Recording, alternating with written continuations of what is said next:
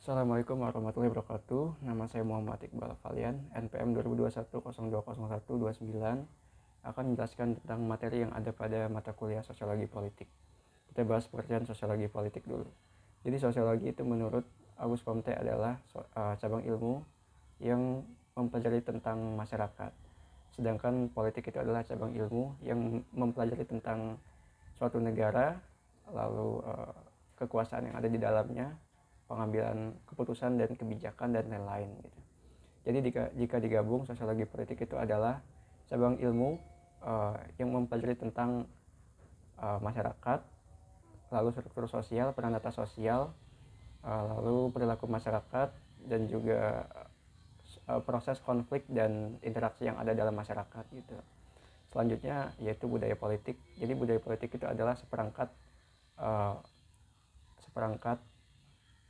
pandangan-pandangan tentang mengenai pemerintahan dan juga politik gitu, yang dipegang secara bersama-sama baik oleh pemerintah dan juga oleh masyarakat. Nah, budaya politik ini terbagi menjadi dua tipe. Yang pertama mengenai sikap yang ditujukan, terbagi lagi menjadi dua, yaitu budaya politik militan dan juga budaya politik toleransi. Tipe yang kedua yaitu mengenai orientasi politik. Lalu terbagi lagi menjadi tiga, yaitu ada budaya politik kaula, budaya politik partisipan, dan juga budaya politik parokial gitu. Selanjutnya tentang objek kajian politik gitu. Objek kajian politik itu memiliki fokus kajian pada masyarakat, itu fokus kajiannya. Nah, lalu fokus perhatiannya itu pada hubungan antara masyarakat dan juga lembaga politik. Contohnya itu kayak interaksi sosialisasi politik, lalu demokrasi dan juga partisipasi politik gitu.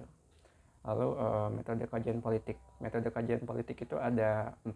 Yang pertama ada pendekatan historis, yang kedua ada pendekatan komparatif, yang ketiga ada pendekatan institusional, dan yang keempat ada pendekatan behavioral gitu.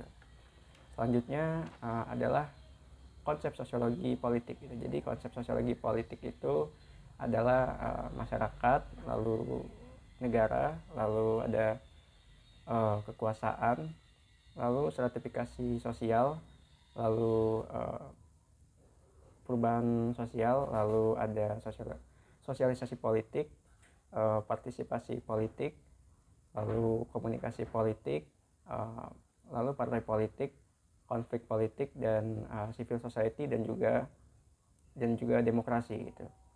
Lalu yang terakhir ada beberapa faktor yang memberikan pengaruh gitu dalam proses sosialisasi politik. Yang pertama itu ada imitasi atau meniru gitu. Jadi banyak diantara masyarakat gitu yang lebih memilih berpolitik dengan dengan meniru orang lain gitu. Lalu yang kedua juga ada faktor sugesti gitu. Jadi sugesti itu adalah kayak memberikan anjuran gitu. Jadi ada beberapa masyarakat yang diberi anjuran gitu oleh pihak lain gitu agar mengikuti pilihan politiknya gitu. Jadi begitulah penjelasan singkat dari saya mengenai materi yang ada pada mata kuliah Sosiologi Politik. Sekian, wassalamualaikum warahmatullahi wabarakatuh.